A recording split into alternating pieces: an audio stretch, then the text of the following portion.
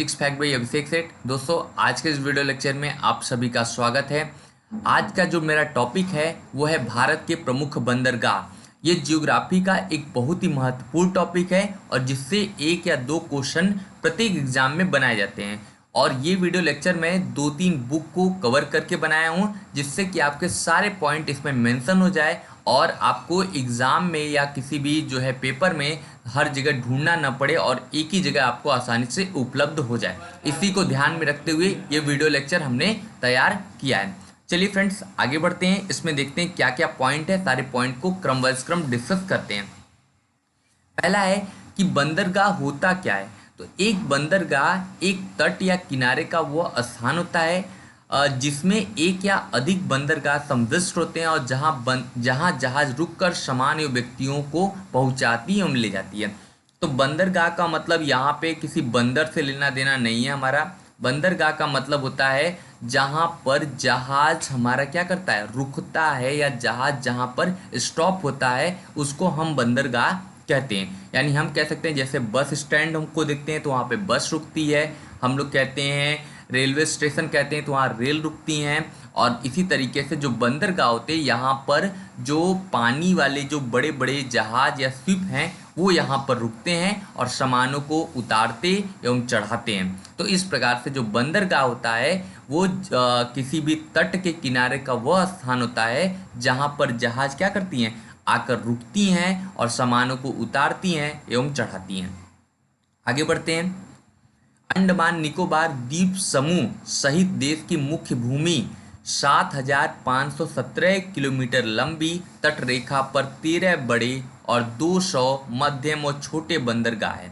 अगर मैं बात करूं भारत की मुख्य भूमि को और साथ में किसको इंक्लूड कर लूं तो अंडमान निकोबार यानी जो ये हमारा द्वीप है, जानते हैं आप वहाँ पे बंगाल की खाड़ी में है।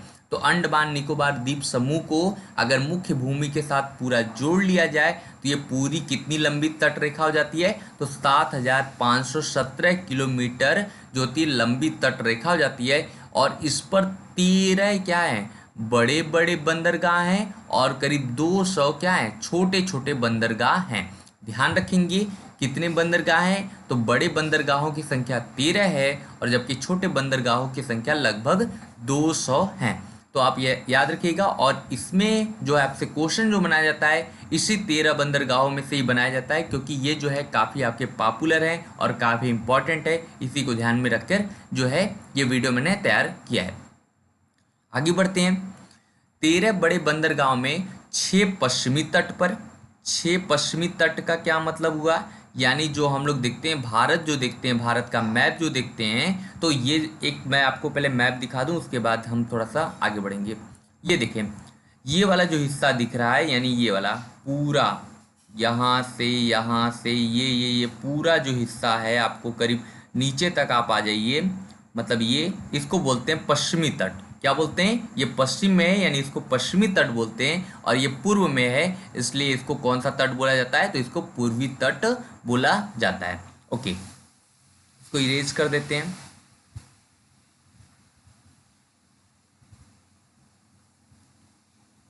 हाँ, अब हम लोग आते हैं अपने टॉपिक पे। हमारा टॉपिक यहाँ पे चल रहा था। तो 13 बड़े बंदरगाहों में 6 पश्चिमी तट पर हैं, यानी पश्चिमी तट पर कितने हैं, तो आपके 6 बंदरगाह हैं और 6 बंदरगाह जो हैं वो आपके क्या हैं, पूर्वी तट पर हैं। पूर्वी तट का मैंने अभी आपको दिखाया कि पूर्वी तट कौन से होते हैं, पश्चिमी तट कौन से होते हैं। और एक पोर्ट ब्लेयर में स्थित है। पोर्ट ब्लेयर क्या है, अंडमान निकोबार की राजधानी। तो 13 में 6 जो है पश्चिमी तट पर, यानी ऐसे अगर देखा जाए मैप में तो आप ये आप देख सकते हैं, मतलब 6 इधर हैं और 6 इधर हैं और एक जो है ऐसे जो है हमारा पोर्ट ब्लेयर है, एक यहाँ पर है। तो टोटल बंदरगाहों की संख्या, बड़े बंदरगाहों की संख्या कितनी हो गई, तो 13 हो गई। चलिए अब हम लोग आगे बढ़ते हैं। बंदरगाह 2 प्रकार के होते हैं, इसका डिस्कशन हम लोग आगे करेंगे, लेकिन यहाँ पर जान लीजिएगा। एक होता है प्राकृतिक बंदरगाह, यानी इंपॉर्टेंट होता है ये प्राकृतिक बंदरगाह। कई बार क्वेश्चन में ऐसे ही बना लेता है कि कौन सा बंदरगाह प्राकृतिक है या कौन सा बंदरगाह कृत्रिम है। प्राकृतिक का मतलब होता है जो खुद से बना हो और कृत्रिम का बंदरगाह हो जिसको हम लोग अपनी ज़रूरत के हिसाब से बनाए हों। चलिए अब हम लोग आगे बढ़ते हैं।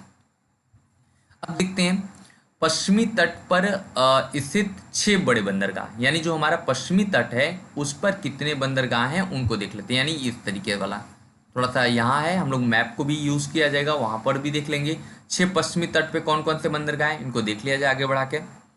तो एक है आपका नवा शेवा बंदरगाह महाराष्ट्र, याद रखिएगा नवा शेवा बंदरगाह, इसके बारे में भी और हम लोग डिस्कशन करेंगे, लेकिन यहाँ जान लीजिएगा नवा शेवा बंदरगाह को ही जो है पंडित दीनदयाल, अरे नवा शेवा बंदरगाह को ही क्या कहा जाता है, जवाहरलाल नेहरू बंदरगाह भी कहा जाता है। दूसरा मर्मू गोवा बंदरगाह, ये आपके गोवा में है। न्यू मंगलोर बंदरगाह, ये आपका मंगलोर यानी कर्नाटक में है। कोचीन बंदरगाह, ये केरल में है। और मुंबई बंदरगाह, ये जो है महाराष्ट्र में है। और कांडला बंदरगाह, ये कहाँ है आपका, गुजरात में है। तो 6 बड़े बंदरगाह यहाँ पर आपको आसानी से मिल गए। चलिए इन 6 बड़े बंदरगाहों को एक बार हम लोग देख लेते हैं तो हम लोग को क्लियर रहेगा और साथ में आप इसको समझ लेंगे। देखिए ये जो एग्जैक्ट लोकेशन दिख रहा है कांडला का, ये एग्जैक्ट लोकेशन यहाँ पे है, थोड़ा सा आप इसको करेक्ट कर लीजिएगा, मैं थोड़ा सा यहाँ पे आपको बस ये बता दूँ, ये एग्जैक्ट लोकेशन जो है कांडला यहाँ पर है। उसके बाद मुंबई बंदरगाह है, नहवा शेवा बंदरगाह है, मर्मू गोवा बंदरगाह है, न्यू मंगलोर है, कोचीन है। काउंट करिए 1 2 3 4 5 6, 6 बंदरगाह हो गए आपके किस तट पे, पश्चिमी तट पर हो गए।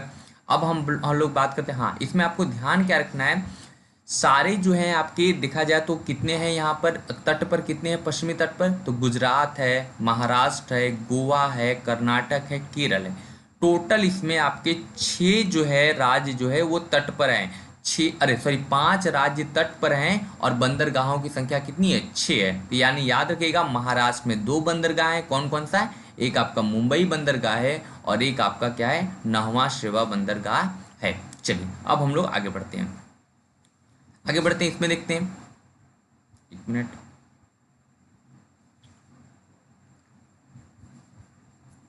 हाँ आगे बढ़ते हैं। पूर्वी तट पर स्थित 6 बड़े बंदरगाह, पूर्वी तट पर जो 6 बड़े बंदरगाह हैं उनको देख लेते हैं कि पूर्वी तट पर कौन कौन से बड़े बंदरगाह हैं, उनका भी नाम देख लेते हैं। तो एक है आपका तूतीकोरन बंदरगाह, तूतीकोरन बंदरगाह कहाँ पर है, तूतीकोरन बंदरगाह आपका तमिलनाडु में है। चेन्नई बंदरगाह तमिलनाडु, एन्नौर बंदरगाह तमिलनाडु, विशाखापत्तनम बंदरगाह आंध्र प्रदेश। ध्यान रखेंगे थोड़ा थोड़ा बस एक एक दो दो डिफरेंस है, इसलिए मैं आपको अच्छा समझा रहा हूँ। विशाखापत्तनम बंदरगाह वह आंध्र प्रदेश में, पारादीप बंदरगाह कहाँ है, उड़ीसा में है। हल्दिया कोलकाता बंदरगाह कहाँ है, पश्चिम बंगाल में। अच्छा ध्यान इसमें रखेंगे, पूर्वी तट, अरे जो पश्चिमी तट था, पश्चिमी तट में उसमें आपके 2 बंदरगाह मतलब एक ही राज्य में थे, एक था नहवा शेवा और एक था मुंबई बंदरगाह, ये दोनों एक ही राज्य में थे। इसी तरीके से इसमें तमिलनाडु में 3 बड़े बंदरगाह हैं, एक का नाम है क्या है, कोरिन बंदरगाह, दूसरे का नाम है चेन्नई बंदरगाह और तीसरे का नाम है एन्नोर बंदरगाह। ठीक है, ध्यान रखेंगे तूतीकोरन, चेन्नई और एन्नोर बंदरगाह हो जाएंगे। ओके आगे बढ़ते हैं। आगे बढ़ने से पहले हाँ इन सबको एक बार आप अच्छे से लोकेशन में देख लीजिए, तो आपको दिख रहेगा कांडला दिख रहा है, मुंबई दिख रहा है। मुंबई कहाँ पे है, तो ये वाला जो हिस्सा है महाराष्ट्र का है। नहवा शेवा ये भी महाराष्ट्र में आता है। मर्मू गोवा यानी ये गोवा में है। न्यू मंगलोर ये कहाँ है आपका, कर्नाटक में है। कोचीन बंदरगाह कहाँ है, केरल में है। बात करते हैं इसमें जो बंदरगाह है, देखिए तूतीकोरन बंदरगाह यही दिख रहा है, यानी आपका कहाँ पे है, तो ये तमिलनाडु राज्य में है। चेन्नई बंदरगाह कहाँ पे है, चेन्नई बंदरगाह भी आपके कहाँ है, तमिलनाडु में है। एन्नौर बंदरगाह कहाँ है, ये भी आपका तमिलनाडु में है। यानी आपको 3 बंदरगाह किस राज्य में दिख गए, तो तमिलनाडु राज्य में दिख गए, और ये 3 बंदरगाह तमिलनाडु में है और 2 बंदरगाह कहाँ है, महाराष्ट्र में है। अब बात करते हैं ये वाला जो हिस्सा दिख रहा है, ये हिस्सा है आंध्र प्रदेश का। आंध्र प्रदेश का ये जो हिस्सा है इसको बोलते हैं विशाखापत्तनम। विशाखापत्तनम बंदरगाह कहाँ है, तो आंध्र प्रदेश में है। बात करते हैं ये वाला जो हिस्सा दिख रहा है, ये उड़ीसा का दिख रहा है। उड़ीसा में कौन सा बंदरगाह है, तो उसी का नाम है पारादीप। ध्यान रखिएगा उड़ीसा का बंदरगाह बहुत ज़्यादा इंपॉर्टेंट हो जाता है, क्योंकि अक्सर पूछ लेता है और इसी बंदरगाह को लोग भूल जाते हैं। तो पारादीप बंदरगाह कहाँ है, उड़ीसा में है। और 2 बंदरगाह क्या है, ये दोनों मिले जुले होता है, एक ही बंदरगाह होता है। अभी मैं आपको बताऊंगा, तो दोनों मिलजुल के एक ही बंदरगाह है, जिनका नाम क्या है, हल्दिया और कोलकाता बंदरगाह। तो टोटल किधर हो गए इतने, एक, इन दोनों को मिला लीजिए, 1 हो गया, 2 3 4 5, 6। तो इधर 6 बंदरगाह और इधर 6 बंदरगाह। इस मैप में मैंने दर्शा नहीं पाया, यहाँ पर एक बंदरगाह है जिसका नाम है पोर्ट ब्लेयर बंदरगाह। ओके, अब हम लोग आगे बढ़ते हैं। सबसे पहले देखते हैं कांडला बंदरगाह, क्योंकि हम लोग स्टार्ट करेंगे पश्चिमी से स्टार्ट करेंगे, और जब तक इधर यहाँ पे यानी आपका जो यानी कोलकाता और हल्दिया नहीं आ जाएगा तब तक हम लोग अच्छे से इसको पढ़ते रहेंगे, और सारे पॉइंट आप जितना बताऊंगा सारे पॉइंट आप नोट भी कर लीजिएगा। ओके, चलिए अब देखिए, गुजरात के कच्छ की खाड़ी में स्थित एक ज्वारी बंदरगाह है। अच्छा, थोड़ा सा मैं गुजरात का जो है जब भी पढ़ाता हूँ तो आपको चीज़ें थोड़ी थोड़ी क्लियर भी कराता हूँ। यही आपका जो मैंने इसको अभी लोकेशन जो दिया था, ये कुछ लोकेशन यहाँ पे दिया था, इसको बोलते हैं, ये वाली जो खाड़ी दिख रही है ना, ये आप थोड़ा सा समझिए। थोड़ा सा अगर इसको आप समझ लेंगे तो आपको और आसान हो जाएगा। इस खाड़ी को हम लोग बोलते हैं कच्छ की खाड़ी, और ये वाला जो खाड़ी है इसको बोलते हैं खंभात की खाड़ी। ध्यान रखेंगे, ये खंभात की खाड़ी है, ये वाला ये खंभात की खाड़ी है, और ये क्या है, कच्छ की खाड़ी है। तो ये जो कांडला बंदरगाह है इसका एग्जैक्ट लोकेशन यहाँ पे है, तो इसका मतलब है ये ये किस में आता है, तो आपके ये कच्छ की खाड़ी में आ जाएगा। तो गुजरात के कच्छ के खाड़ी में स्थित एक ज्वारी बंदरगाह है। गुजरात के कच्छ के खाड़ी में स्थित ज्वारी बंदर, अच्छा ये आप ध्यान रखिएगा, ज्वारी बंदरगाह क्या होता है। ज्वारी बंदरगाह वो स्थान होता है जहाँ पर क्या होती हैं, जो समुद्र की लहरें होती हैं वो बहुत ऊपर ऊपर उड़ती हैं, उसको हम लोग बोलते हैं ज्वारीय बंदरगाह। ध्यान रखिएगा, कांडला बंदरगाह कैसा बंदरगाह है, एक ज्वारीय बंदरगाह है। इसको जरूर आप मेंशन करिएगा अपने कॉपी में। ओके, एग्जाम में भी ध्यान रखिएगा, पूछ लेता है कि इन चारों में से कौन सा एक ज्वारी बंदरगाह है, तो याद रखिएगा कांडला ज्वारी बंदरगाह है। ठीक है, चलिए दूसरा, कांडला बंदरगाह को पंडित दीनदयाल उपाध्याय, कांडला बंदरगाह को पंडित दीनदयाल उपाध्याय बंदरगाह भी कहते हैं, या यूं कहें तो कांडला बंदरगाह का जो नया नाम है वह है पंडित दीनदयाल उपाध्याय बंदरगाह कहा जाता है। यानी कांडला बंदरगाह का जो नया नाम हो जाएगा वह है पंडित दीनदयाल उपाध्याय बंदरगाह। आमतौर पे ये क्वेश्चन मेरे सामने काफ़ी बार आया है, इसलिए मैं आपको अच्छे से बता रहा हूँ कि पूछा जाता है कि पंडित दीनदयाल उपाध्याय बंदरगाह कहा जाता है, कांडला दे देगा, मर्मुगोवा दे देगा, विशाखापत्तनम दे देगा, इस तरीके से दे देगा, तो आप समझ जाइएगा कि पंडित दीनदयाल उपाध्याय बंदरगाह किस बंदरगाह का बदला हुआ नाम है, तो कांडला बंदरगाह का बदला हुआ नाम है। बात करते हैं, कांडला भारत का प्रमुख आयातक बंदरगाह है। आयातक बंदरगाह का क्या मतलब होता है, आयात करने वाली चीज़ें, आयात मतलब मंगाना, मंगाने वाली चीज़ों से रिलेटेड जो बंदरगाह है उसका नाम है कांडला बंदरगाह। कांडला थोड़ा सा अब फिर आप एक बार लोकेशन देखिए तो आपको ज़्यादा अच्छा क्लियर हो। मैंने इधर का लिया नहीं है, लेकिन इधर आपके पश्चिमी देश से हैं जिससे भारत का बहुत ज़्यादा व्यापार होता है। व्यापार होने का मतलब भारत क्या करता है, वहाँ से आयात करता है। जैसे भारत, हमारे यहाँ पेट्रोलियम की कमी, हमारे यहाँ पेट्रोलियम बहुत ज़्यादा नहीं मतलब उत्पादन किया जाता है, और हमारे यहाँ जनसंख्या यानी पॉपुलेशन ज़्यादा है, इसलिए हमें क्या करता है, पेट्रोलियम पदार्थों को, उर्वरक को, इन लोगों को क्या करना पड़ता है, आयात करना पड़ता है, यानी मंगवाना पड़ता है। तो ये जो है पश्चिमी के देशों से ज़्यादा मंगाया जाता है, इसलिए सारे जो आते हैं, यानी ये जो पोत आएंगे यानी जो जहाज आएंगे वो यहीं पे आती हैं। यानी मुख्य रूप से हम ये बात आपसे कह दें कि जितने भी हमारे मैक्सिमम चीज़ें जो हमारे यहाँ भारत में आयात की जाती हैं वो किस बंदरगाह से की जाती हैं, तो यही कांडला बंदरगाह से की जाती हैं। चलिए आगे बढ़ते हैं।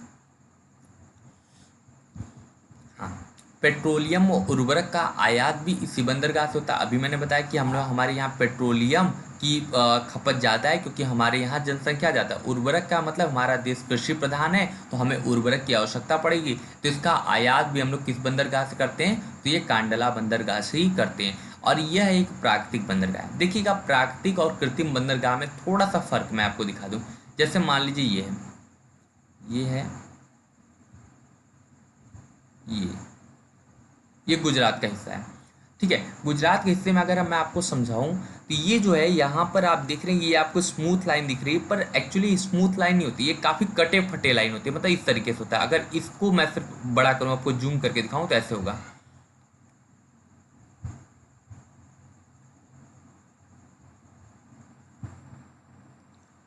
फिर ये ऐसे जाएगा ना। इस तरीके से इसके क्या होती हैं, जो तट होते हैं काफ़ी कटे फटे होते हैं। कटे फटे का मतलब होता है कहीं पे तट आगे निकला रहेगा, कहीं पे तट पीछे रहेगा, तो इसको बोलते हैं कटा फटा जो है तट होता है। तो क्या करते हैं, जहाज जो होती हैं वो चली आती हैं और इसी में जाकर ऐसे इसके अंदर जाकर रुक जाएंगी, जहाज इसके अंदर जाकर रुक जाएंगी।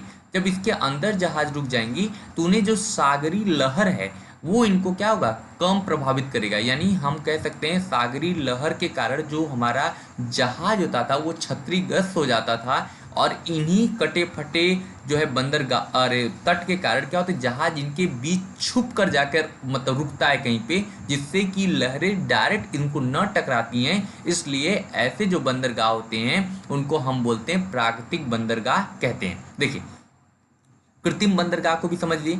जैसे कृत्रिम बंदरगाह है, आपको पता है कि जो समुद्र की लहरें बहुत तेजी से, ज्वार बहुत तेजी से उठ रहा है, तो वो क्या कर सकती हैं, वो जहाज को क्षतिग्रस्त कर सकती हैं। इसके लिए क्या करते हैं हम, कंक्रीट के बीच में, जैसे मान लीजिए जहाज ऐसे हो, यानी लहर ऐसे बह रही है, तो हम जहाज को ऐसे ले जा खड़ा करते हैं, ये यहाँ से ले जाके ऐसे खड़ा करते हैं कि जिससे क्या हो, ये डायरेक्ट इसकी जो लहर है ये इस पर न पड़े, इस कंक्रीट की दीवार पड़े, जिससे हमारा जहाज क्षतिग्रस्त न हो।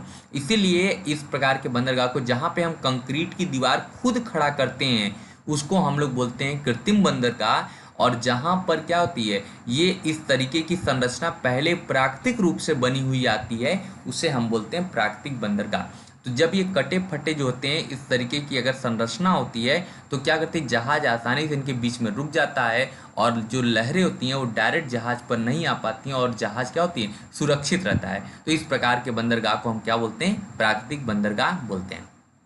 आई होप हमारी बात समझ में आ गई कि प्राकृतिक बंदरगाह क्या है। मतलब जहाँ की तट जो होती कटी फटी होती हैं और जहाज उनके बीच आसानी से बिना क्षतिग्रस्त हुए रुक जाता है, उसको प्राकृतिक बंदरगाह किया जाता है। और इस प्रकार का एटमॉस्फेयर जब मतलब उत्पन्न करने के लिए हम क्या करते हैं, कंक्रीट की दीवारें खड़ी करते हैं, तो इसको हम बोलते हैं कृत्रिम बंदरगाह कहते हैं। तो हमारा कांडला कैसा है, एक प्राकृतिक बंदरगाह है। क्यों? क्योंकि प्राकृतिक बंदरगाह होने का रीजन क्या है, क्योंकि यहाँ पर जो है इसके जो तट हैं वो क्या है, काफ़ी कटे फटे हैं, और जहाज इन्हीं के बीच में आसानी से जाकर रुक जाता है। ओके चलिए आगे बात करें, तो यह बंदरगाह आयात शुल्क और चुंगी से मुक्त है। मतलब यहाँ पर अगर कोई भी चीज़ आयात की जाती है या मंगाई जाती है, तो वो शुल्क या चुंगी उसे नहीं देना पड़ता। मतलब ये सरकार को टैक्स भरने वाला काम यहाँ पर जो है वो नहीं किया जाता है, और वो आसानी से क्या कर सकता है, कोई भी व्यक्ति अपना सामान यहाँ से मंगा सकता है। तो ठीक है, इस प्रकार की जो है इसको हम लोग बोलते हैं आयात शुल्क एवं चुंगी से क्या होता है, मुक्त होता है। अब बात करते हैं उत्तर भारत को आपूर्ति करने वाला सबसे बड़ा बंदरगाह। उत्तर भारत को पूर्ति करने वाला सबसे बड़ा बंदरगाह क्यों है? क्योंकि यहाँ पे आप देखिए लोकेशन को, फिर मैं आपको दिखाऊं लोकेशन क्या है। इसके नीचे सब बंदरगाह जो है इसके नीचे हैं, सब मैक्सिमम बंदरगाह इसके नीचे हैं। तो अगर यहाँ से हम कोई सामान मंगा के ऊपर भेजते हैं तो वो ज़्यादा दूर पड़ेगा इन कंपेरिजन कांडला के पास अगर आ जाएगा तो ये गुजरात में पूरी सप्लाई कर सकता है, बगल में आपका जो है राजस्थान उसमें सप्लाई कर सकता है, मध्य प्रदेश में सप्लाई कर सकता है, उत्तर प्रदेश में सप्लाई कर सकता है, तरह तरह के जगहों पर सप्लाई कर सकता है। चलिए अब हम लोग आगे बढ़ेंगे, आगे बढ़ते हैं। तो ये क्या है, उत्तर को आपूर्ति करने वाला सबसे बड़ा बंदरगाह। तो इतने जितने भी मैंने पॉइंट बताए कांडला बंदरगाह के बारे में, अगर सारा पॉइंट आप नोट कर लेते हैं तो आपका ये एक चीज़ तो क्लियर है कि आपको क्वेश्चन फंसा नहीं पाएंगे, क्योंकि चाहे जितना भी क्वेश्चन चाहे जिस तरीके से बनाए आपको दिक्कत नहीं होगी। आगे बढ़ते हैं, अब मुंबई बंदरगाह की बात करते हैं। मुंबई बंदरगाह के बारे में, क्योंकि ये मुंबई बंदरगाह है और ये देखेंगे ये भी प्राकृतिक बंदरगाह है या कृत्रिम बंदरगाह, समथिंग जो भी होगा आप देखते रहेंगे। सॉलिसेट द्वीप, याद रखिएगा ये कहाँ बंदरगाह है, तो सॉलिसेट द्वीप के प्राकृतिक कटान पर स्थित यह बंदरगाह मुक्त व्यापार क्षेत्र के लिए जाना जाता है। थोड़ा सा लोकेशन देखिए पहले, आपका क्या है, ये देखिए ये मुंबई बंदरगाह है ना, दिख रहे हैं इसके यहाँ के आसपास का जो तट है वो कैसा है, काफ़ी कटा फटा है। कटा फटा होने का मतलब इस तरीके से है, और ये कटा फटा जो थोड़ा बहुत दिख रहा है ये थोड़ा बहुत नहीं है, ये बहुत ज़्यादा मतलब बहुत बड़ा बड़ा है। यहाँ पे हो सकता है कि अगर नाव और ये जहाज जाएं और दो चार चक्कर घूम जाए तो जहाज या नाव ही गुम हो सकते हैं, इतने ज़्यादा कटे फटे होते हैं। मतलब भूल भुलैया जिस प्रकार का नहीं होता उसी प्रकार का होता है। तो मतलब इस कटान से अगर कोई जा रहा है तो हो सकता है दूसरे कटान से निकल जाए, तीसरे कटान से निकल जाए, इस तरीके से कटान बहुत ज़्यादा होता है। तो वहाँ पे क्या होता है, यहाँ पर एक द्वीप बन गया जिसका नाम है सॉलिसेट द्वीप। ध्यान रखिएगा, ये लोकेशन आप अच्छे से एक बार देख लीजिए कि यहाँ पे देखिए कटे फटे हैं ना, तो ये आपका क्या है, सॉलिसेट द्वीप है। यहाँ पे एक द्वीप है, उसी द्वीप पर ये बना है। चलिए क्या है, सॉलिसिड द्वीप के प्राकृतिक कटान में स्थित यह बंदरगाह मुक्त व्यापार क्षेत्र के लिए जाना जाता है। मुक्त व्यापार क्षेत्र का मतलब यहाँ पर भी अगर किसी व्यक्ति को क्या करना है, कोई भी सामान को निर्यात करना है या आयात करना है तो उसे भी सरकार को टैक्स देना नहीं पड़ेगा। और ये भी एक प्राकृतिक बंदरगाह है। क्यों प्राकृतिक बंदरगाह है, इसका अब आंसर आपको खुद ही पता चल गया होगा ये प्राकृतिक बंदरगाह क्यों है। क्योंकि प्राकृतिक बंदरगाह वही बंदरगाह होते हैं जिनके जिनके तट क्या होते हैं, ऑटोमेटिक कटे फटे होते हैं, जिनके लिए हम कंक्रीट या दीवारों को खड़ा नहीं करते हैं, वो ऑटोमेटिकली खड़ा होते हैं, उनको हम लोग बोलते हैं प्राकृतिक बंदरगाह कहते हैं। भारत का सबसे बड़ा प्राकृतिक बंदरगाह है। ठीक है, अगर ये पूछा जाए क्वेश्चन में आपके सामने ये आ जाए कि भारत का सबसे बड़ा प्राकृतिक बंदरगाह कौन है, तो आप याद रखिएगा मुंबई बंदरगाह जो है भारत का सबसे बड़ा प्राकृतिक बंदरगाह है। पूरे वर्ष खुला रहने वाला बंदरगाह है। पूरे वर्ष खुला रहने वाला बंदरगाह का मतलब होता है कभी यहाँ पे पानी सूखता नहीं है, या आप कह सकते हैं कभी यहाँ पे बाढ़ नहीं आती, मतलब आने का मतलब है आती हैं, लेकिन ये भी आप कह सकते हैं कि हमेशा नहीं आती हैं, कभी कभी जब होती है मौसम ज़्यादा होती है, ख़राब होती हैं तो आ जाती हैं, लेकिन उसके लिए पानी को भी कंट्रोल कर लिया जाता है। और दूसरी बात है कभी यहाँ पे बर्फ़ का जमाव नहीं होता है, इस प्रकार का नहीं होता है, इसलिए क्या होता है ये पूरे वर्ष खुला रहने वाला बंदरगाह है। यहाँ पे आप किसी मौसम में भी अपने सामान को आयात भी कर सकते हैं और निर्यात भी कर सकते हैं। यहाँ सूती एवं ऊनी कपड़े, चमड़े का सामान, पेट्रोलियम, मैंगनीज आदि का जो है निर्यात किया जाता है। निर्यात करने का मतलब बेचा जाता है, या यहाँ से इसको क्या किया जाता है, जो होता है वो हम लोग दूसरे देशों में भिजवाते हैं। कौन कौन से, सूती वस्त्र जो है, ऊनी कपड़े हैं और चमड़े का सामान है, और पेट्रोलियम, मैंगनीज, ये सब जो हमारे देशों में बनाया जाता है उनको हम लोग यहाँ से क्या करते हैं, निर्यात करते हैं। आगे बढ़ते हैं।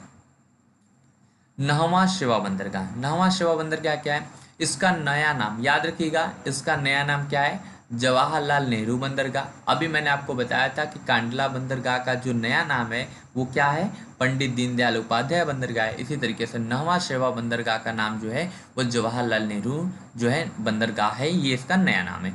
ये नवी मुंबई के पनवेल में स्थित है। थोड़ा सा इसको भी देखिए, आपको थोड़ी लोकेशन की जानकारी हो जाएगी। यही है आपका नहवा शेवा, ये देख रहे हैं, तो ये आपके मुंबई की यानी जो नई मुंबई है उसी के पनवेल में स्थित है ये बंदरगाह। उसका नाम क्या है, नहवा शेवा बंदरगाह है। ठीक है, अब आगे बढ़ते हैं, थोड़ा ये देखते हैं। ये सबसे बड़ा कृत्रिम और आधुनिकतम बंदरगाह है। कृत्रिम बंदरगाह का क्या मतलब होता है कि यहाँ के जो है तट जो हैं कटे फटे नहीं है, उनके लिए हम क्या किए हैं, इस तरीके का यहाँ पे एटमॉस्फेयर क्रिएट किए हैं, इस तरह का एटमॉस्फेयर यहाँ पे खड़ा किया गया है जिससे ये किस प्रकार का लगे कि ये एक प्राकृतिक बंदरगाह लगे। और ये आधुनिकतम बंदरगाह है, मतलब यहाँ पर जितने भी आपके आधुनिक सेवाएं हैं वो सारी उपलब्ध हैं। मतलब आधुनिक सेवाओं का मतलब पुराना ट्रांसपोर्ट से लेकर कैसे माल को ढुलाई करना है, कैसे माल को उतारना है, सारी चीज़ों की जो आप कह सकते हैं कि मॉडर्न जो व्यवस्था है ये सारी यहाँ पर इस बंदरगाह पे मौजूद हैं।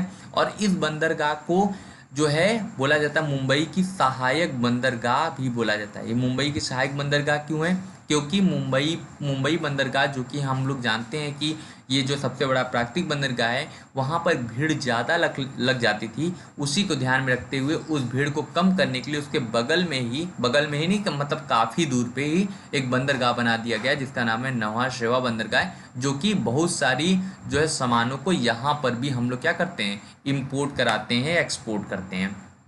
Okay clear. ये भारत का विशालतम कंटेनर बंदरगाह है। कंटेनर बंदरगाह का मतलब होता है, जैसे हम लोग पता है कि मुंबई बंदरगाह पे बहुत ज़्यादा बिजी रहने वाला बंदरगाह है, तो उसको क्या किया जाता है कि इसको भी बना दिया गया और यहाँ पे इतना व्यवस्था दे दिया गया, इतना जगह दे दिया गया है कि हम क्या करते थे, जहाज़ों को रोक भी सकते हैं, काफ़ी समय तक रोक सकते हैं और उससे सामानों को उतार कर भी सुरक्षित काफ़ी समय तक रख सकते हैं। तो कंटेनर का मतलब होता है जहाँ पर हम क्या करें, सामानों को रख सकते हैं। तो विशालतम कंटेनर का मतलब यहाँ पर जो है ये सुविधा जो है काफ़ी जो है बड़े लेवल पर उपस्थित है। ओके आगे बढ़ते हैं। मरमू गोवा बंदरगाह। मरमू गोवा बंदरगाह क्या है, थोड़ा आप देख लें, ये देखिएगा, ये आपका है मरमू गोवा। मरमू गोवा बंदरगाह कहाँ है, तो आप ये देख रहे हैं, ये जो है महाराष्ट्र और ये है कर्नाटक के बीच में, ये जो छोटा सा जगह बचा है इसी को हम लोग बोलते हैं गोवा। और गोवा का एक बंदरगाह है जिसका नाम है मरमू गोवा बंदरगाह है। ठीक, आगे बढ़ते हैं। गोवा की जुआरी नदी के ज्वार नदमुख में स्थित एक प्राकृतिक बंदरगाह। यहाँ से एक क्वेश्चन और तैयार कर सकते हैं कि गोवा की एक नदी है जिसका नाम है जुआरी, तो जुआरी नदी के ज्वार नदमुख या एस्सुरी, ध्यान रखेंगे ज्वार नदमुख भी कभी कभी आता है, कभी कभी एस्सुरी भी पूछता है। जब क्या होती है, नदी डेल्टा नहीं बनाती है और अचानक नदी का पानी जो है समुद्र से जाकर मिलता है, तो उसे हम लोग कहते हैं ज्वार नदमुख या एस्सुरी बोलते हैं। तो वो क्या है, एक ज्वार नदमुख पर स्थित एक क्या है, बंदरगाह है, जो कि 13 बड़े बंदरगाहों में क्या है, एक इम्पॉर्टेंट बंदरगाह है। और ये कैसा बंदरगाह है, तो ये एक प्राकृतिक बंदरगाह है। प्राकृतिक बंदरगाह का क्या मतलब हुआ है कि यहाँ पर भी इस बंदरगाह को भी क्या किया जाता है, बनाया नहीं गया है। यहाँ पर ऐसा नेचर के द्वारा या प्रकृति के द्वारा ऐसी व्यवस्था दी गई है कि जहाज आसानी से रुक जाए और सागर की लहरें उसको डायरेक्ट उस पर इफेक्ट न कर पाए। ठीक है, ये क्या है, मुख्य रूप से लौह अयस्क निर्यातक बंदरगाह है। यहाँ पर क्या किया जाता है, यहाँ से लौह अयस्क को क्या किया जाता है, निर्यात किया जाता है, क्योंकि हमारे यहाँ जो कच्चा लोहा होता है वो काफ़ी ज़्यादा अमाउंट में निकाला जाता है। उसी को क्या करते हैं, उसी का निर्यात जो है अन्य देशों के लिए करने के लिए इस पोर्ट का या इस बंदरगाह का उपयोग हम लोग करते हैं। ओके, आगे बढ़ें। न्यू मंगलोर बंदरगाह क्या है, न्यू मंगलोर बंदरगाह क्या है, मर्मुगोवा और कोचीन के मध्य कर्नाटक में राज्य, अरे कर्नाटक राज्य में, एक्चुअली यहाँ पे कर्नाटक में राज्य नहीं हुआ, कर्नाटक राज्य में मंगलोर के पास स्थित है कौन सा बंदरगाह, तो न्यू मंगलोर बंदरगाह जो है स्थित है। यह बंदरगाह अपेक्षाकृत छोटा है। अगर ये भी आपसे अगर क्वेश्चन पूछ दिया कि अगर छोटा, सबसे छोटा बंदरगाह का नाम भी दे दिया, क्योंकि सबसे छोटा बंदरगाह का कहीं पे जिक्र नहीं है, फिर भी अगर आपसे पूछा है कि सबसे छोटा बंदरगाह कौन है, तो आप न्यू मंगलोर बंदरगाह को लगा सकते हैं। यहाँ से मुख्य रूप से लौह अयस्क का निर्यात किया जाता है। कौन से, जो है हमारा एक खान है, इसका नाम जो है कुद्रेमुख, कुद्रेमुख यानी जो है कर्नाटक का बहुत ज़्यादा फेमस खान है लौह अयस्क के निर्गत के लिए, जो है उत्पादन या जो है भंडारण के लिए जो प्रसिद्ध है कुद्रेमुखी खान, वो भी यहाँ से भी लौह अयस्क का निर्यात क्या किया जाता है, किया जाता है। इसकी भी लोकेशन देख लीजिए। तो मैं आपको एक चीज़ यहाँ से बता दूँ कि जो लौह अयस्क है वो आपके इस पोर्ट से भी निर्यात किया जाता है और न्यू मंगलोर वाले पोर्ट से भी निर्यात किया जाता है। चलिए आगे बढ़ते हैं, कुद्रेमुख खान से आगे बढ़ते हैं। कोचीन बंदरगाह, कोचीन बंदरगाह क्या है, यह बंदरगाह केरल के मालाबार तट के वेम्बनाड कयाल में वेलिंगटन द्वीप पर स्थित है। देखिएगा मालाबार तट क्या होता है, यानी अगर केरल का ये तट देखा जाए आपको, तो इसको बोलते हैं मालाबार तट। यानी ये जो तट है इसको बोला जाता है, कौन सा तट है, ये मालाबार तट है। और इधर आप देखेंगे तो ये आपका कोरोमंडल तट है, सारे ये सब तट हैं। तो ये जो मालाबार तट है, इस मालाबार तट के पास जो है एक झील है जिसको केरल में लोग कयाल कहते हैं। यानी कौन सा झील है, उसका नाम है आपका, यानी वो देखा जाए उस झील का नाम यहाँ से देख लिया जाए पहले, कौन सा है झील है, तो यहाँ पे है हाँ बेम्बनाड झील, बेम्बनाड झील है। और उसमें एक द्वीप है, उसी झील में एक द्वीप है जिसका नाम है वेलिंगटन द्वीप। इसी वेलिंगटन द्वीप पर ये क्या है, बंदरगाह बनाया गया है। तो कोचीन बंदरगाह कहाँ है, तो कोचीन बंदरगाह जो है वो केरल के मालाबार तट के बेम्बनाड के झील में वेलिंगटन द्वीप पर बनाया गया है। इसे अरब सागर की रानी कहते हैं। ये मोस्ट इंपॉर्टेंट क्वेश्चन है, ये जरूर आप याद रखिएगा।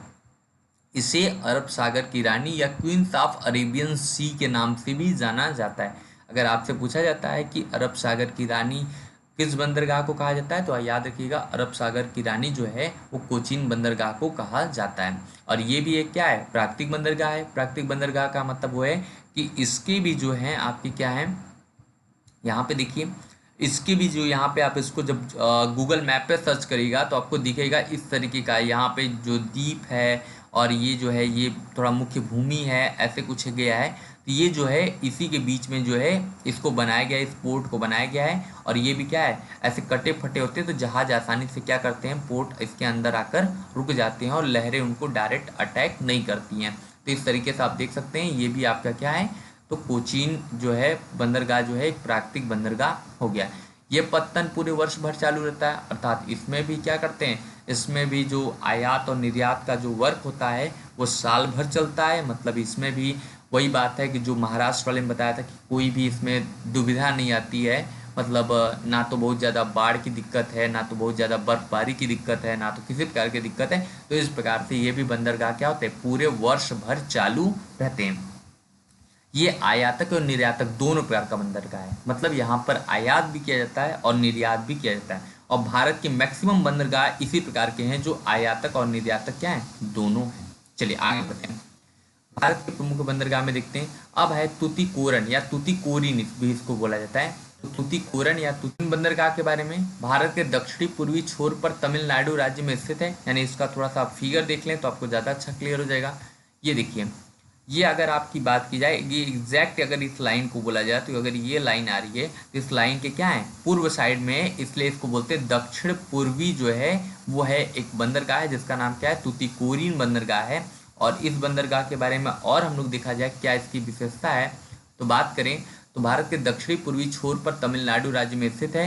ये खुला बंदरगाह है। खुला बंदरगाह का मतलब होता है इसके जो है पास में कोई भी क्या है, दीवार नहीं बनाया गया है और किसी प्रकार का वो भी नहीं है, मतलब किसी प्रकार का सामने कुछ रोक अवरोध नहीं है। लेकिन क्या है, यहाँ पे लहरें कम उठती हैं, इसलिए क्या होता है यहाँ पर जो होती हैं, जो आपके जहाज होते हैं वो प्रभावित क्या होते हैं, कम होते हैं।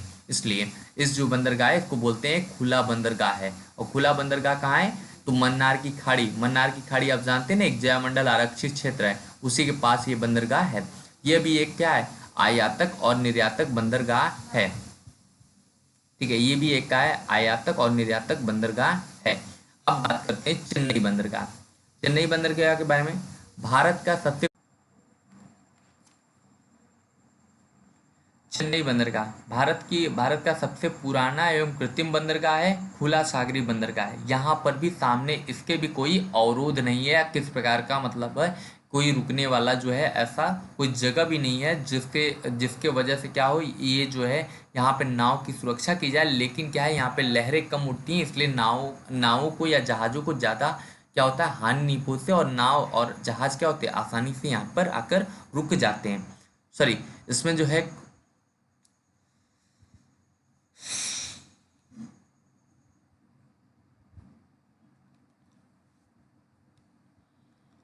अब बात करते हैं चेन्नई बंदरगाह। चेन्नई बंदरगाह क्या है, भारत का सबसे पुराना वो कृत्रिम बंदरगाह है। कृत्रिम बंदरगाह का मतलब होता है कि यहाँ पे इसके सामने जो है हम लोग क्या किया है, किसी कंक्रीट या इस प्रकार का व्यवस्था की है जिससे क्या है, हमारी जो जहाजें रहें वो क्या रहें, सुरक्षित रहें और उन्हें किसी प्रकार का जो है उस पर मतलब दिक्कत ना आए। और खुला सागरी बंदरगाह है, मतलब खुला सागरी बंदरगाह का मतलब है कि यहाँ पर भी जो सागर है वो क्या है, एक खुला है। खुला होने का मतलब है कि आसपास जो है कृत्रिम बस जहाज को जहाँ रुकने की व्यवस्था की गई वहाँ पर कुछ इस तरीके की व्यवस्था कर दी गई जिससे जहाज को क्षति न हो, लेकिन सामने क्या है, एकदम खुला सागरी बंदरगाह को माना गया है। ओके, चलिए आगे बढ़ते हैं। विशाखापत्तनम बंदरगाह, ये मोस्ट इंपॉर्टेंट है आपके लिए, एग्जाम के पॉइंट ऑफ व्यू से सबसे ज़्यादा इंपॉर्टेंट जो बंदरगाह है उसका नाम है विशाखापत्तनम बंदरगाह है। याद रखिएगा, विशाखापत्तनम बंदरगाह देश का सर्वश्रेष्ठ प्राकृतिक बंदरगाह है। क्यों सर्वश्रेष्ठ प्राकृतिक बंदरगाह है, इसको हम अगले लाइन में क्लियर करते हैं। यहाँ डाल्फिन नोज निकली पहाड़ी है। डाल्फिन नोज मतलब इसमें क्या है, थोड़ा एक पहाड़ी इस टाइप का निकली है। डाल्फिन नोज के मतलब जो डाल्फिन जो मछली होती है उसके जो है नाक की तरह एक निकली हुई पहाड़ी है जिसके पीछे आकर जहाज आसानी से रुक जाते हैं और उनको किसी प्रकार का भी क्षति नहीं होता। तो याद रखिएगा, डाल्फिन नोज पहाड़ी जो है वो किस बंदरगाह के पास है, तो याद रखिएगा ये जो है आपके विशाखापत्तनम बंदरगाह के पास है। और ये क्या है, इसीलिए इसको क्या बोला जाता है, सर्वश्रेष्ठ प्राकृतिक बंदरगाह का भी दर्जा दिया गया है। बात करें, यह देश का सबसे गहरा बंदरगाह है। हर एक पॉइंट इसका इंपॉर्टेंट दिख रहा है। विशाखापत्तनम देश का सर्वश्रेष्ठ प्राकृतिक बंदरगाह है, इंपॉर्टेंट हुआ।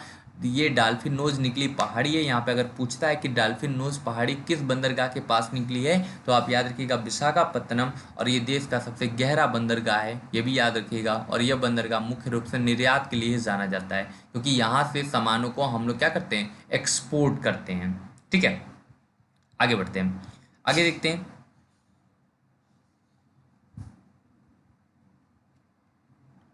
पारादीप बंदरगाह, जब पारादीप को जब उस समय भी नाम आया तब भी मैंने आपको इंपॉर्टेंट बताया था। पारादीप कटक से, कटक यानी उड़ीसा के कटक से लगभग 100 किलोमीटर दूर महाद्वीप, अरे यहाँ पे महानदी है एक्चुअली, महानदी के डेल्टाई क्षेत्र में स्थित है। यानी कहाँ स्थित है पारादीप बंदरगाह? तो पारादीप बंदरगाह जो है वो कटक से लगभग 100 किलोमीटर दूर महाद्वीप के डेल्टाई क्षेत्र में स्थित है। यानी डेल्टा वाला क्षेत्र है ना, जहाँ नदियाँ नदियाँ क्या करती है, समुद्र से मिलती है, उसको हम लोग बोलते हैं डेल्टा क्षेत्र। तो इसके डेल्टाई क्षेत्र में क्या है, स्थित है। इस बंदरगाह का मुख्यतः कच्चा लोहा और मैग्नीज का निर्यात किया जाता है। और अगर बात किया जाए तो इसको निर्यात प्रधान बंदरगाह के भी नाम से जानते हैं। ये आपके लिए ज़्यादा इंपॉर्टेंट है, क्योंकि यहाँ से ही हमारे यहाँ जो कच्चा लोहा होता है वो जापान को निर्यात किया जाता है। और इस बंदरगाह से मुख्यतः कच्चा लोहा और मैग्नीज का निर्यात किया जाता है, और वो जो है इसको निर्यातक प्रधान बंदरगाह के नाम से जानते हैं। तो पारादीप वाले पॉइंट पे ध्यान रखिएगा कि पारादीप बंदरगाह जो है आपके उड़ीसा राज्य में है, और ये कटक से लगभग 100 किलोमीटर दूर जो है महानदी के डेल्टाई क्षेत्र में स्थित है। इस बंदरगाह का मुख्यतः कच्चा लोहा और मैग्नीज का निर्यात किया जाता है, और इसे निर्यातक बंदरगाह भी कहते हैं या निर्यात प्रधान बंदरगाह के नाम से भी जानते हैं। ये आपका है कोलकाता हल्दिया बंदरगाह। कोलकाता बंदरगाह जो होता है सागर तट से लगभग 148 किलोमीटर अंदर हुगली नदी के किनारे स्थित है। ध्यान रखिएगा, आपको ध्यान क्या रखना है, 148 किलोमीटर अंदर सागर तट से, यानी बंगाल की खाड़ी से 148 किलोमीटर अंदर हुगली नदी के किनारे पर बनाया गया है। और ये एक नदी बंदरगाह है। क्योंकि नदी बंदरगाह क्यों है, क्योंकि हुगली नदी पर बनाया गया, इसलिए इसे हम लोग नदी बंदरगाह के नाम से जानते हैं। इस पत्तन का समुद्र स्थित पोताशय डायमंड हार्बर है। ध्यान रखिएगा, समुद्र में जो उसका पोताशय है जहां पर जहाज रुकती है उसका नाम क्या है, डायमंड हार्बर है। याद रखिएगा, मोस्ट इंपॉर्टेंट क्वेश्चन, मतलब किस किस पत्तन का समुद्र स्थित पोताशय का नाम क्या है, डायमंड हार्बर है। तो याद रखिएगा कोलकाता हल्दिया बंदरगाह का नाम है। कोलकाता एवं हल्दिया बंदरगाह के बीच में 105 किलोमीटर की दूरी है। लेकिन क्यों इन दोनों को एक ही बंदरगाह कहा जाता है, क्योंकि जो है ये दोनों एक दूसरे के जो है भार को कम करते हैं। भार को कम करने का मतलब क्या है कि जब यहाँ पर जगह नहीं होता है तो इस वाले बंदरगाह पे चले जाते हैं, और यहाँ पर जब जगह नहीं होता है तो इस वाले बंदरगाह पर चले जाते हैं। तो याद रखिएगा दोनों ये पहली बात याद रखिएगा कि कोलकाता बंदरगाह सागर तट से लगभग 148 किलोमीटर अंदर हुगली नदी पर है। हुगली नदी यानी जो है गंगा नदी की एक सहायक जो है नदी है, या कह सकते हैं गंगा नदी से ही निकली हुई एक नदी की धारा है। और ये नदी एक बंदरगाह है, क्योंकि ये नदी बना है इसलिए नदी बंदरगाह कहते हैं। इस पत्तन का समुद्र स्थित पोताशय जो है डायमंड हार्बर है, और कोलकाता और हल्दिया बंदरगाह के बीच में 105 किलोमीटर की दूरी है। और ये भी एक प्राकृतिक बंदरगाह है, क्योंकि इसमें कि इसके भी जो है, हाँ थोड़ा इसका लोकेशन आप देख लीजिए, कि लोकेशन नहीं देख पा रहे होंगे। हाँ, तो अगर हम लोग बात करें, हम लोग चेन्नई तक हो गया, तो विशाखापत्तनम का ये लोकेशन दिखाई दिया आपको, विशाखापत्तनम ये है। अब हम लोग जो है पारादीप का यहाँ पर आप देख लिए होंगे लोकेशन। अब है कोलकाता और हल्दिया, ये दोनों बंदरगाह के बीच का जो डिफरेंस है लगभग 105 किलोमीटर के डिफरेंस पे हैं दोनों। और दोनों मिलजुल कर क्या करते हैं, वर्क करते हैं। ठीक है, मिलजुल कर वर्क करने का मतलब यहाँ पे जो हुगली नदी है वो नीचे आती है और यहाँ से आगे बढ़ती है। ओके, आगे बढ़ते हैं। हम्म कोलकाता और हल्दिया बंदरगाह के बीच की दूरी 105 किलोमीटर है। यह एक प्राकृतिक बंदरगाह है। कैसा बंदरगाह है, यह एक प्राकृतिक बंदरगाह है। मतलब यहाँ पे यहाँ की इनकी जो है ये खुद से इनकी कटी फटी जो है, मतलब वो शाखाएं तो नहीं कह सकते, लेकिन ये है कि बहुत सारी छोटी छोटी धाराएं जो निकली हैं उस धाराओं के थ्रू क्या करते हैं, जहाज अंदर चले जाते हैं। तो जिससे क्या होता है, ये भी क्या होता है, इस पर भी सागरी लहरों का प्रभाव नहीं पड़ता। और यह बंदरगाह कांडला के समान ज्वारी बंदरगाह, याद रखिएगा, कांडला के समान ज्वारी बंदरगाह का क्या मतलब होता है कि जैसे हमारे यहाँ पता चल रहा था कि कांडला बंदरगाह में ज्वार जो है बड़े बड़े उठते हैं, उसी तरीके से ये भी क्या है, यहाँ पर भी ज्वार क्या करते हैं, काफ़ी अच्छी जो है संख्या में उठते हैं। इसलिए क्या है, ये भी एक ज्वारी बंदरगाह है। ठीक है, ध्यान रखेंगे। आगे बढ़ते हैं। कृत्रिम बंदरगाह कौन कौन से हैं, अब थोड़ा कुछ मेन हम लोग फैक्ट की बात कर लें। तो आपका जो है कृत्रिम बंदरगाह में एक का नाम है नहवा शेवा, ये कृत्रिम बंदरगाह है। एन्नौर कृत्रिम बंदरगाह है। चेन्नई कृत्रिम बंदरगाह है। चलिए, अब कृत्रिम बंदरगाह को थोड़ा सा मैं वो कर देता हूँ आपके लिए। कृत्रिम बंदरगाह एक बार इरेज कर देते हैं इसको। चलिए, ये आपका थोड़ा सा कलर चेंज कर लें तो आपको और अच्छा क्लियर हो जाएगा। ठीक, एन्नौर कृत्रिम बंदरगाह, चेन्नई कृत्रिम बंदरगाह, और एक कौन है आपका कृत्रिम बंदरगाह कौन सा हुआ, तो एक है आपका नहवाश। ये आपकी कौन है, ये 3 आपके कृत्रिम बंदरगाह है। अब आगे बढ़ते हैं।